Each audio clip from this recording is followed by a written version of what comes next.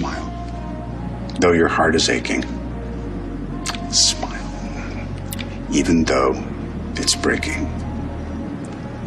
When there aren't clouds in the sky, you'll get by. You were born to be Iron Man. Loosely prearranged destiny. And what's incredible is how far afield you can go from it and still find your way back. There's only one Iron Man, though. And if anybody else tried to be Iron Man, we'd be like, nah. Once something goes your way, you can draw all the parallels you want and you can call it destiny. But it was something that I definitely felt drawn to and I definitely fought for. And looking back on it, I go, why was I fighting for that? Because it turned out to be a pretty special thing. We need to shift and we need new challenges. And just like MMA and society and politics, things are moving and morphing, and the information age is making things so... Everything's learning and growing from everything so quickly and improving or disproving or discounting whatever's happening next. 70% maintenance of what can I do to do my part to stay out of the way. And then the other part, I always think of it as like this little super thin, invisible thread.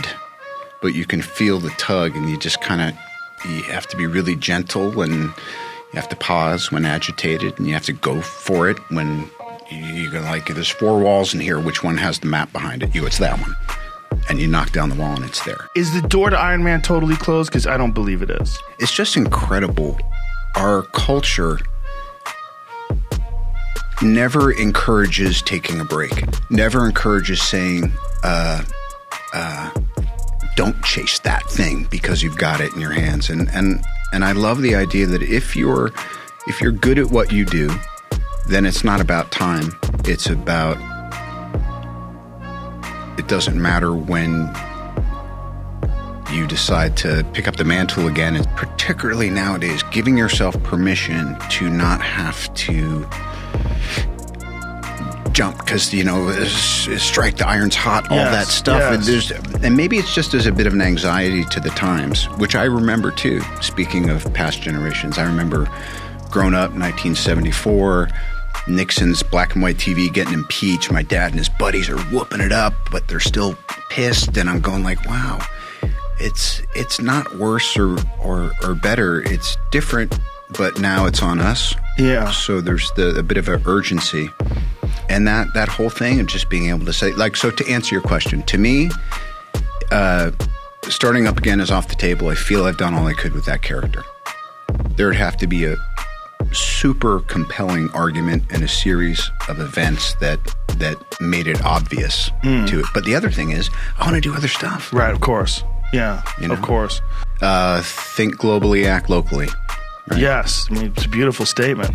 And I love it when the guys that added crazy go up to the thin veil between dimensions and say, I think I'm going to stay put. Yeah. And then all of a sudden, they represent stability. They represent being okay, hanging up your guns. Yeah. And just being, well, that's free. what... It's 2020, and I'm not an OCD guy, but I keep thinking, see clearly. See clearly, even if your vision is going.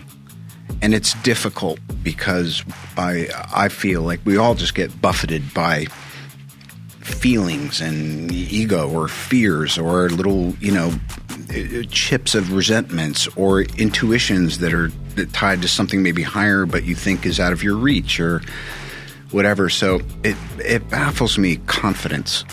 What does it really mean? There was a period of time where I felt like I did the first Iron Man, and then I went and did Tropic Thunder, and then I was doing the first Sherlock, and I had my shirt off, and I was doing martial arts. I was all over the place, and it just felt like I was hitting triples no matter what I did. And then people are like, "Are you really as confident as you seem?" And I was like, "I guess right now I am, yeah." So confidence, there's been times when I felt I'm in possession of it, and then you want to let go a little bit because it's only ever the moment and life guiding you. The wind is so at your back that you're like, wow, are you just jumping over the waves and all that by yourself? And you're like, you bet I am. but there's a physics to the moment, man, moment, machine, whatever, and the wind's at your back. And then the wind does what the fucking wind does, and it changes. And if you're left there thinking, what, so I think it's great to be in full possession of what you would call supreme confidence, and then see what happens if you don't hold on to it so hard, because it's great. But it is a bit of an illusion, because like everything else, it's always changing. And every day, the reset button, the space bar gets pressed, and it's like, now what? Remember Warren Beatty, who I learned so many amazing things from. I was doing a movie called The Pickup Artist with Molly Ringwald. I remember that movie. Okay, and he was kind of the de facto producer of it, uncredited. And he taught me a lot about just acting and what it was. And he said, what's your action in this scene? And I was like, oh no, he's asking me. So I was like, my action, I'm picking up girls. He goes, what's your action in this scene? And I was like, I'm driving a car. And he asked me, like, that thing sometimes when someone asks you a question and just you get caught flat-footed. And he goes, no, your action is you're trying to go to work, but you're getting distracted by this addiction you have to trying to get laid. So your action is you're trying to get to work. And I was like, oh yeah, he's right. And he said, always know what your action is, because then when you come in the morning confident, or when you come in the morning and you can't hit your ass with both hands, you know what to do. So to me, one of the great lessons I learned from him was, oh yeah, just boil down what it is you're doing, whether there's a camera around or just what am I doing today. Today I'm showing up and I'm trying to be honest and also to listen and learn. But really, my action today is I'm beginning a process of promotion. There's a morality clause here on this planet, and it's a big price to pay. And I think having a moral psychology is job one. So sometimes you just got to go, yeah, I effed up. In principle, no matter what happens, you can fix it. We lost the light. Oh, the thunder, the weather came in. Okay, he got sick. Oh, she's pregnant. Okay, great. Let's change the costume. You can't overcome personalities. Yeah, isn't it? Sometimes when you get outside of the fortunate, interesting, creative experience you're having, you kind of go like, it's very dreamlike. Yeah. I think part of the reason I'm still so interested, not just in life, but also, getting to do what I do, is I'm a fan. I love movies. I love creativity. I love music. I love culture. And the fact that I actually have a place in it while I'm observing it and digging it is like, it's an honor.